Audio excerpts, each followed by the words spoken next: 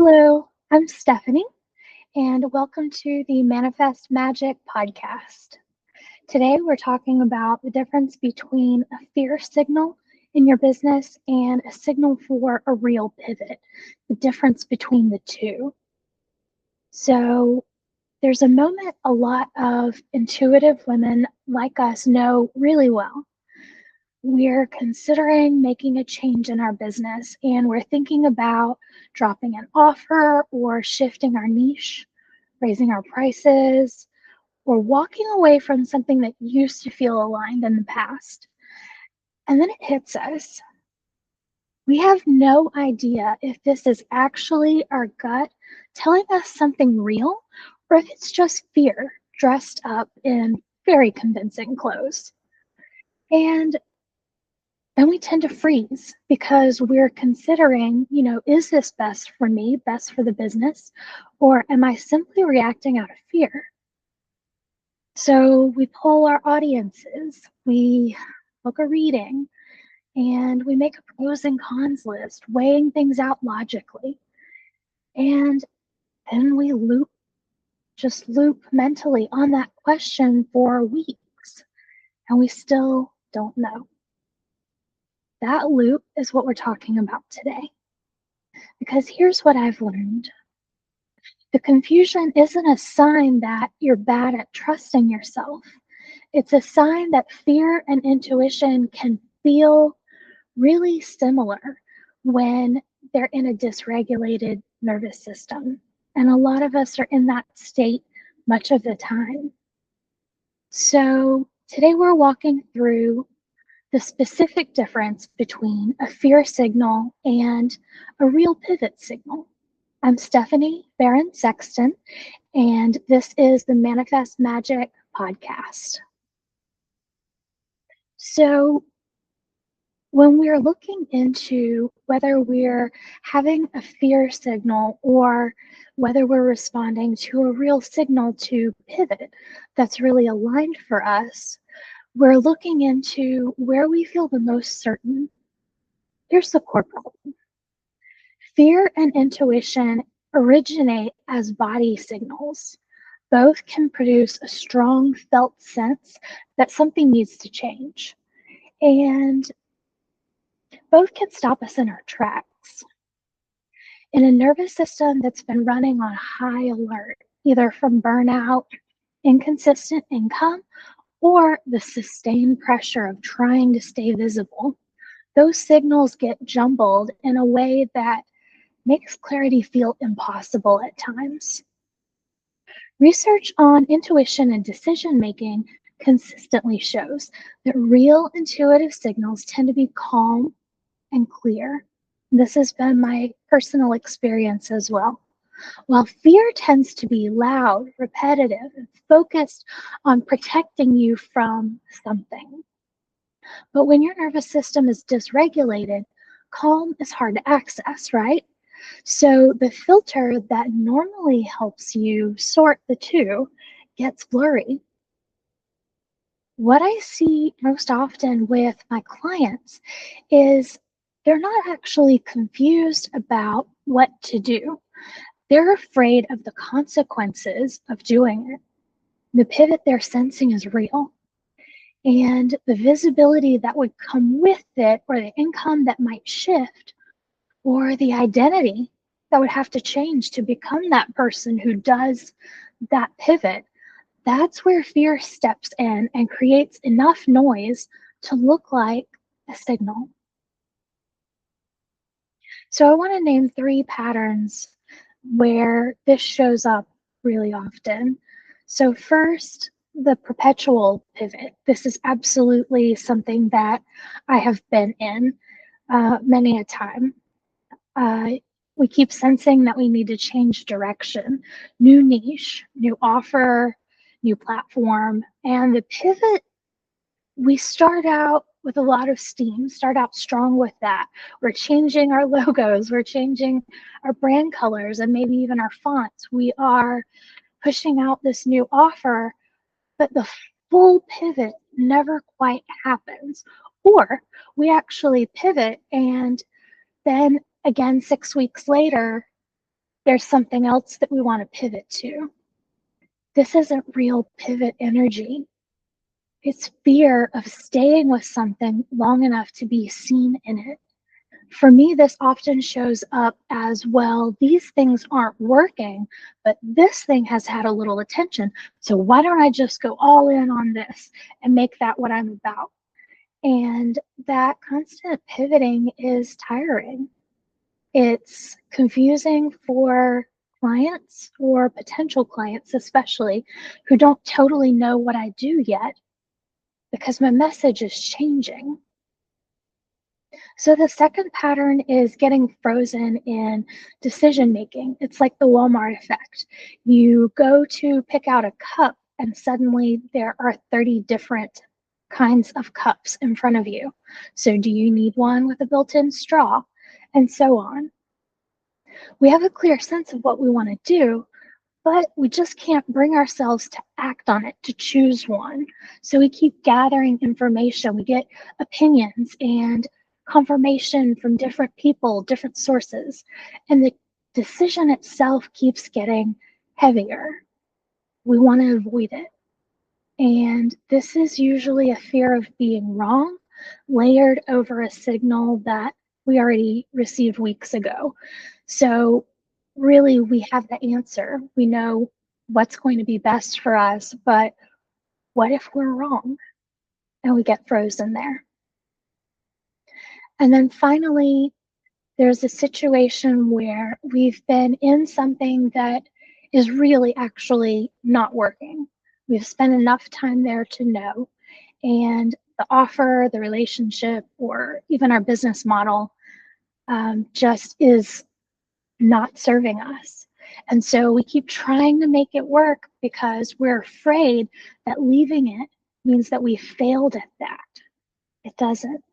The real pivot signal in this situation, in this pattern, has been present for probably a couple of months. Once we get here, the fear's been convincing us that staying is wisdom. Stick with it. Let's ride this out. Let's keep this up. So these three different patterns look different on the surface, but they all share the same root. The nervous system is too activated to hear the signal clearly. And that's the piece that most advice about intuition skips entirely. I want to give you a practical way to work with this. I call it the S.T.I.L.L framework, S.T.I.L.L.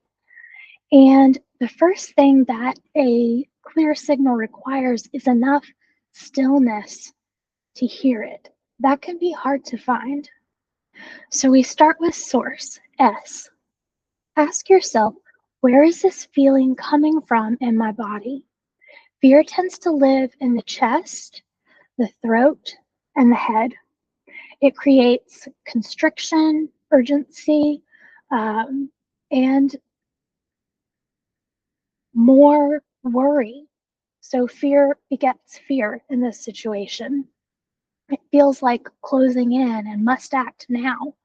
So that, compared to real intuitive signals, those are for, especially those of us who work intuitively, tend to live lower in the gut, in the belly, the base of the sternum. They feel less like alarm and more like a steady, still knowing. The location of the sensation, whether it's fear or intuition, is information that helps steer us to which one of those it is. And so often what you will feel in your stomach or around your solar plexus is going to be more real and less fear-based than what you feel in your throat or your head. Often we deal with that wound of being afraid to be seen and heard, and so we catch that in our throat. So the T, tone. Fear is loud, repetitive, urgent, like I said earlier, and it keeps returning to the same thought, same worry, same worst case scenario. And intuition tends to be quieter, it's more gentle. It says the same thing once and then it waits. It doesn't argue and press for our attention. It doesn't spiral. Intuition just stays present until we listen. If the message in our body keeps escalating, that's fear. If it stays steady and consistent, that's our signal. That's our intuition really speaking to us. So the I now, identity message. This is one of the most reliable distinctions. Fear speaks about you. It says things like, you're not ready. You'll lose everything. People will think you're flaky. You don't know enough and you're too broken to make this work. Intuition speaks about the situation instead of about you. It says things like, this offer has run its course. That client relationship is pulling you off center. This direction isn't quite the right fit for what we have in our heart to do. When the inner voice is attacking your worth, that's fear.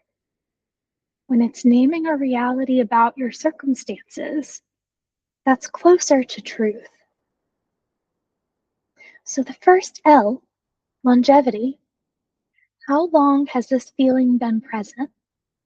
Fear tends to come in waves, often triggered by external events like someone else's launch, or you get an email that really pushes a button.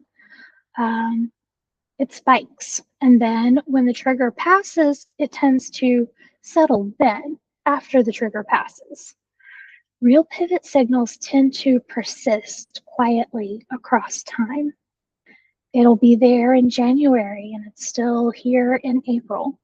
And they show up across different moods, different circumstances. Real intuitive signals are not reactive to what's going on around you. They don't just pop off because you see, oh, somebody has got this offer now. Well, it's too much like what I was thinking, so I can't because people will think I'm copying. That's a fear signal. So with intuitive signals, they're consistent again.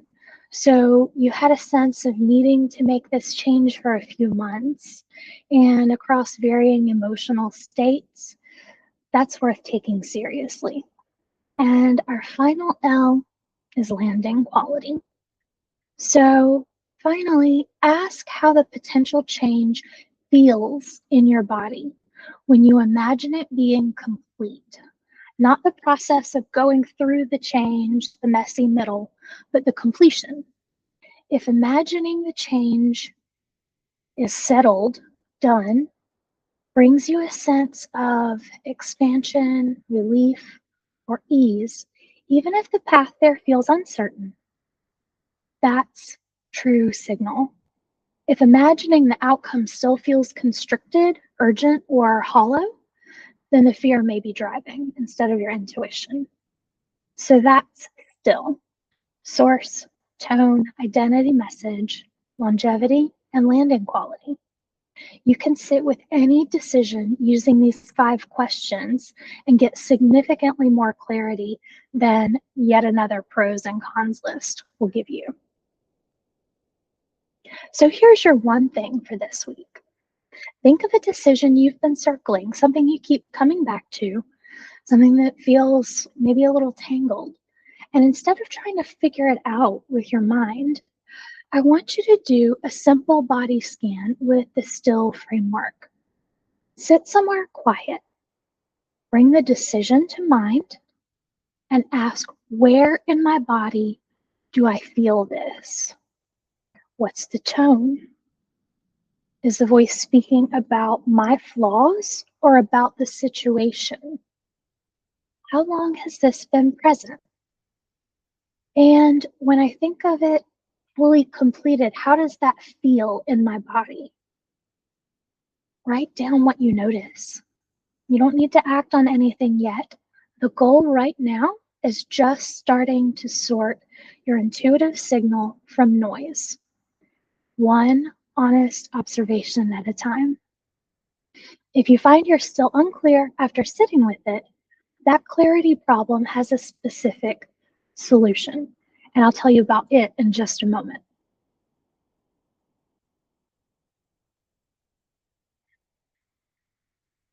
The reason I built the strategic clarity Akashic Record sessions is exactly for moments like this one, when you've been holding a question for weeks or months, and you can't tell if it's fear or intuitive signal, when it's just not clear.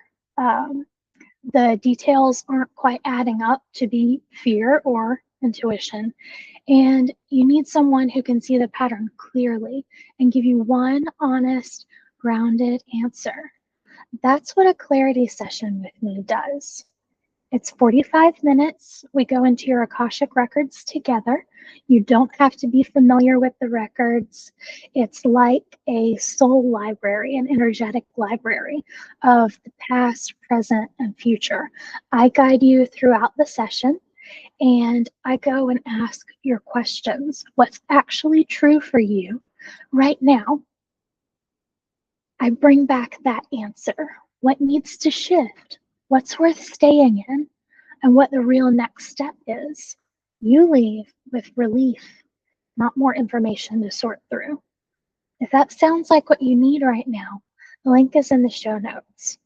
It's called a strategic clarity session, and it's at shop.manifestmagicstudio.com/clarity session. No pressure, no countdown. It's there when you're ready. Thank you for being here today, and I'll see you next episode.